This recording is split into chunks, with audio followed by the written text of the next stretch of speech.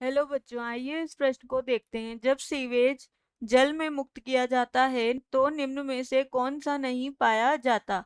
हमारे विकल्प हैं। विकल्प ए ऑक्सीजन का बढ़ना, विकल्प बी साइनोफाइसिन ब्लूम पाए जाते हैं, विकल्प सी ऑक्सीजन की परतों का कम होना, विकल्प डी यूट्रिफिकेशन यानी कि सुपोषण। आइए इस प्रश्न की मुख्य अवधारणा देखते हैं। इस प्रश्न में हमसे पूछा गया है, जो सीवेज होता है उसे सीवेज यानी कि जिसे हम वाहित मल कहते हैं, उसे जल में जब मुक्त करते हैं, मुक्त कर किया जाता है तो कौन सा प्रभाव नहीं होता या नहीं पाया जाता। आइए इस प्रश्न का हल देखते हैं। सबसे पहले हम देखते हैं सीवेज, जिसे हम वाहित मल भी कहते हैं।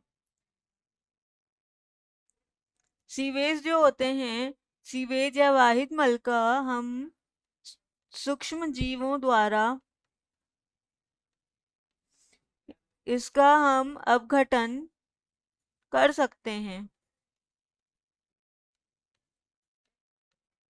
यानी कि सीवेज में जब जो जल होता है उसमें हम सूक्ष्म जीवों को डालकर उनसे क्रिया कराकर जैविक क्रिया द्वारा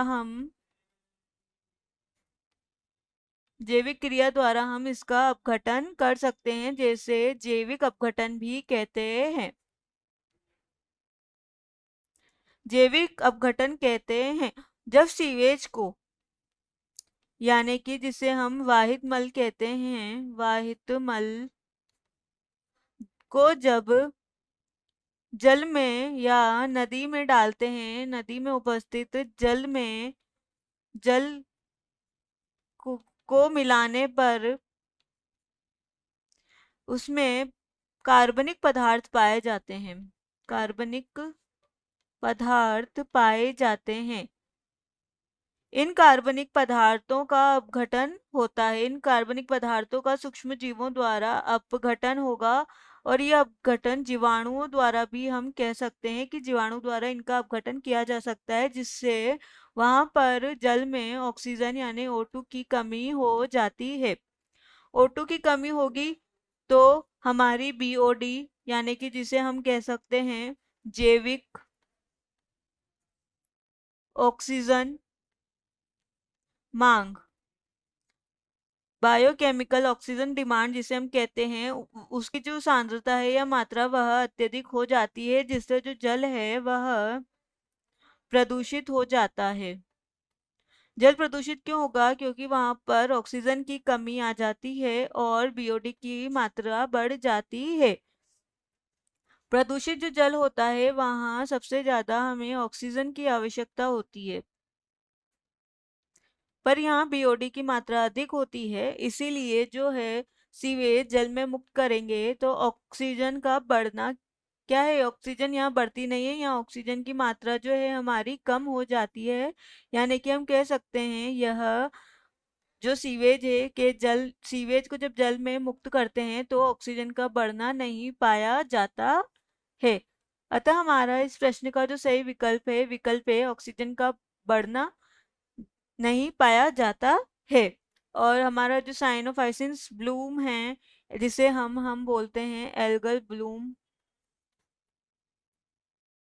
यह विस्फोटन गुणन से बढ़ते हैं।